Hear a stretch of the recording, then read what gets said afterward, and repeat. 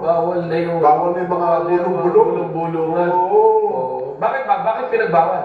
Sabi ho kasi ni mismo AFP Chief of Staff, Romeo Browner, wala hong usap-usapan ng pagkabalisa sa hanay ng AFP.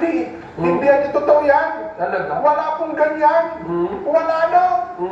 Panoorin nga natin. General Browner, sir, ano masasabi ninyo? Graphics lang ba ito? Ayun, nakala ko. Long as I serve as Chief of Staff, no coup shall happen. Not on my watch. We will not be shaken by rumor, nor outmaneuvered by noise. Ayun. Wala yan. Hindi yan totoo yung mga ganyang mga nag-aksong makaklas sa hanay ng mga sundalo. Pero alam mo, hanga ako sa ating AFP. Hanga ako. Dahil yung pag-aaklas nila ay pinatunayan na nila sa boto. Isang matibay na batayan yan, Hindi kailangan. Hindi na uso yung kudeta ngayon.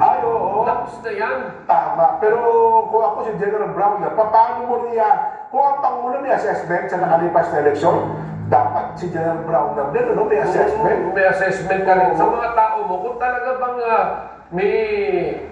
meron na silang hinaing. Kasi malakas na tinig yun, para yung symbolical na kumukulong yan, Kuya Benny. Kumbaga, parang bulkang kumukulo yan. Yes. Na darating ang panahon, bigla na lang sasabog. Huwag mo na sana paabuti sa pabog pa. Yes. Diba? Sa atin naman, dahil tao tayo, mga bagay na ganyan ay maiibsan. Yun nga lang, huwag natin ipagwalang bahala. Kasi yung pagboto ng tao, sagrado yan, Kuya Benny. Sagrado yan, At doon, kumbaga, boses nila yan, paghapon nila yan, so, ang nilagay nila yan, yung pasano kanilang damdamin nila. Alam ka namang, si General Brown na sabi, iboto yung si Bongo, iboto si... Diba? Hindi naman siguro gagawin ni General Brown na yan. Hindi rin niya gagawin yung, huwag mo iboto to, huwag mo iboto. Hindi gagawin niya. So with that, the has spoken. Yes. Diba? Again, the pen is mightier than the sword. Hindi lang sa usapin sa journalism, kundi sa usapin sa eleksyon. Na ang malakas na tinig na yon na lumabas sa boto ng absentee voting ng mga uniformed personnel. 1, 2, 3. So, yun pa lang, dapat, napabalisa ka na. Hindi mo na kailangan magbulong-bulungan pala.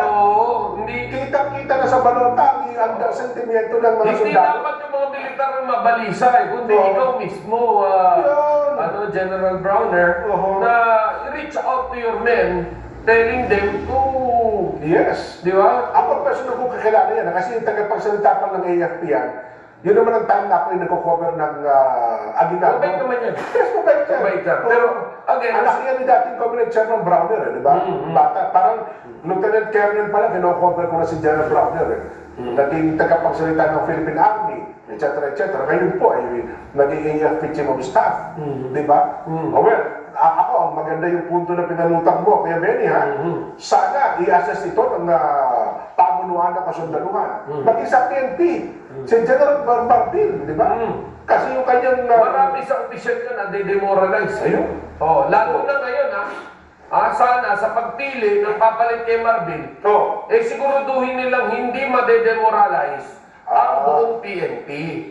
Dahil alam naman natin na merong mga kandidato na maging chief PNP na bata lang ni ganito, na hindi naman deserving. Na marami pang mas senior na deserving naman. Diba?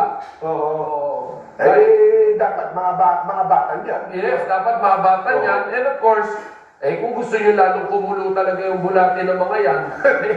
Ayun naman. Diba? Ako naniniwala, alam ni General Brown na gagawin. Kasi